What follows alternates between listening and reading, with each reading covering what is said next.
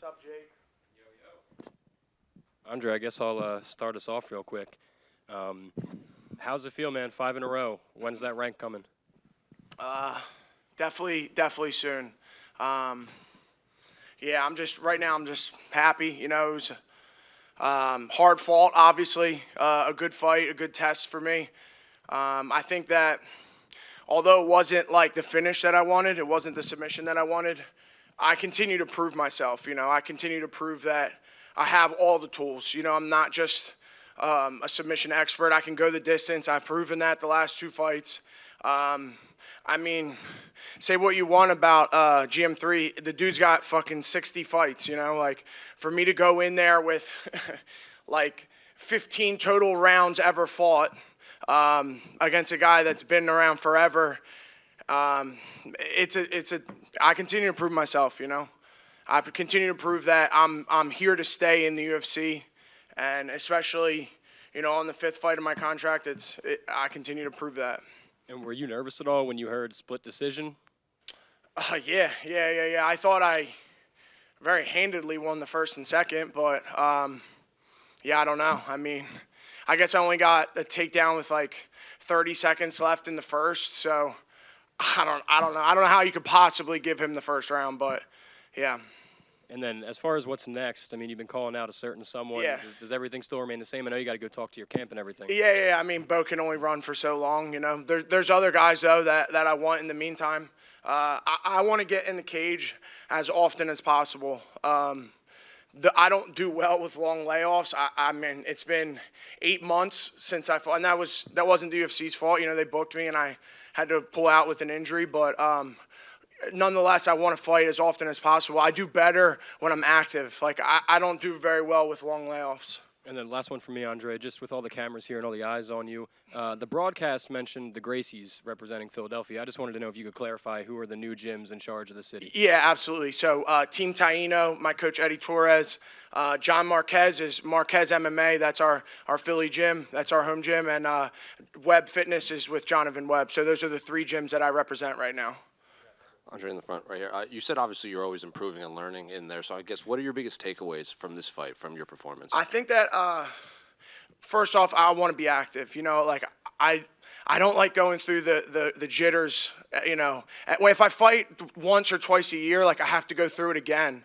But when I'm active, like I get in a rhythm and that feeling becomes familiar. I become really familiar with that feeling of competition, and that's when I do the best. That's when I do very well. In terms of the actual fight in there, it obviously seems like Yeah. Gerald came back pretty aggressive in that 3rd round. Was Yeah. that something that he did, or were you just tired in there? Did he do something that kind of threw you off? Yeah, I mean, I think that there was a lot. I did face some adversity in the fight. I don't remember exactly when, but I think at the end of the 2nd or the beginning of the 3rd, he did hit me with a shot that kind of rocked me. I think that was the first time I've ever been taken down, you know, so that was a first, you know. I was like on my back, like what? I've never been here before, you know, so that was kind of a first, and especially being on my back late in a fight when I'm winded and tired, it's like, you know, now we're fighting, you know, so that was good. I think that was good experience for me. And you've always obviously famously said that you want the best grapplers in the division, not Yeah. necessarily like obviously Bo's the big name, but Paul Craig also just joins the divisions. Yeah. The name that you're eyeing. Yeah, we saw him earlier in the week. He's tall, but he looks like he's got some skinny legs. It would be a fun matchup for sure. Is there dates you want? Because you want to stay active. Yeah. Is there a specific card or date? Or Yeah, location you want? either the November card or December. Yeah. Andre right here. Andre right here in the middle. Yeah, what's up? You constantly talk about grapplers, and obviously you have a great background. Yeah. Gerald, he's kind of sneaky. He's got that craft the veterans Yeah. have. Are you surprised how good he was on the ground? No, I mean, of course, he's got the most submissions in the division. He's got 50 fights. Like, no, I wasn't surprised at all. No. And to ask another Bo Nickal question. Yeah. Obviously, you guys both come from a high-level wrestling background. Yeah. Is it personal? Because it seems a little personal. I think, not like personal. It was personal. You know, when he said, like, oh, no one's got 10% of my grappling, like, that's when I was like, that's weird. And then everyone was saying, you know, nobody wants to fight Bo Nickal. And I'm like, what are we talking about here? Like, I've asked for him 3 times. And So it was, but now for me, it's always been I'm a grappler, and he's a Dan Hodge trophy winner. So for me, that's like, dude, that's the Heisman of wrestling if you don't follow college wrestling. So that's something I want a piece of, you know? So it's personal to me.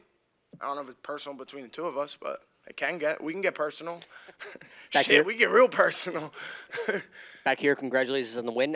Fighting in Boston, would you say that because this crowd's been loud all week, would you say there's a fundamental difference between a Boston crowd as opposed to any other crowd that you fought in front of? I mean, I certainly don't prefer driving in this city. This place sucks to drive in, but the crowd was awesome. Like, everyone showed up early. Like, that means a lot to me. You know what I mean? They put me on these early prelims. And people were still here, you know, so I love that. I want to fight in front of crowds, you know. That's what I got into this sport. I want the bright lights, and I'm born to be a star. Like, I know that, so I want to fight in front of as many people as possible. Awesome. And talking about your wrestling background, and just a philosophical question. If you can name one wrestler that you wish you could train, possibly get into the sport, I mean, whether it be the Magic Man, maybe Gable Steveson, is there any wrestler you would want to see make the transition to mixed martial arts? Yeah, I love Gable Steveson. Like, if not just because you said that name, but like, I personally in my lifetime have never seen a better heavyweight. You know, I didn't really get to watch Kurt Angle a lot, but in my time, the way he chases the back leg on his reshots is like, I'm a big fan of Gable Steveson. Cool. Thank you very much. Andre, you're far left over here. Yes, sir. You talked about, congratulations, you talked about overcoming adversity. Yeah. I mean, it wasn't just the fight 5 years ago, the overdose. You shouldn't be here. Your father, you just won the biggest fight of your career. Yeah. I mean, it's a victory for the human spirit. Can you touch on, again, that fight? It's an everyday fight, right, with addiction. Bigger than anything you've done in the cage, but this is pretty special, too. What does it mean for you to not only be here, but having overcome what you did? Again, it's quite an achievement. Yeah, I mean, I don't know what more I can say, but, like, I'm really, truly blessed. Like, just 5 years ago, you know, I was overdosed, and I was dope sick in a jail cell, so I you know, like, statistically, I should be dead by 26. You know, IV drug users don't live very long. So for me to be able to get clean off drugs and be able to make it to the pinnacle of the sport is like, you don't really see that very often. So I have to remind myself, because sometimes I take it for granted, but like, I really am blessed. I'm really lucky. Like, I have a beautiful daughter, and that's who I fight for. And just to be alive and you know, wake up every day and not be addicted to a drug is like, it's special. You know, it's special for me because, you know, I was dependent for so long. You know what I mean? I was stuck in that jail cell in my head for so long. Yeah. And you mentioned the importance of Jared Gordon, hearing his story. Yeah. I mean, it's humbling to think someone could hear yours and want to change too. Yeah, absolutely. And look, I mean, I don't tell my story because like I want to use it to get anywhere. Like, I say it because I feel it's like an obligation. You know what I mean? Because I heard Jared's story and it helped me. Like, you know, I don't want my daughter to know I was a drug addict. You know what I mean? Like, I'm not proud of that. You know what I mean? But I do think that, you know, hopefully maybe there is a kid out there struggling that hears it and can draw some sort of inspiration from it, like I did from Jared. Andre, just one here. Yeah. Do you think that Marquez MMA can finally close the chapter on Gerald Meerschaert? Because, I mean, we saw Joe Pyfer fight him, then he grappled him. Now he had you. He kind of just seemed like a zombie. He just kept coming back to you guys, right? I mean, we got a whole crop of guys coming up. We got Nursultan. He just fought that Bruno Ferreira. So we got another 85-pounder if he wants it. I know he's booked.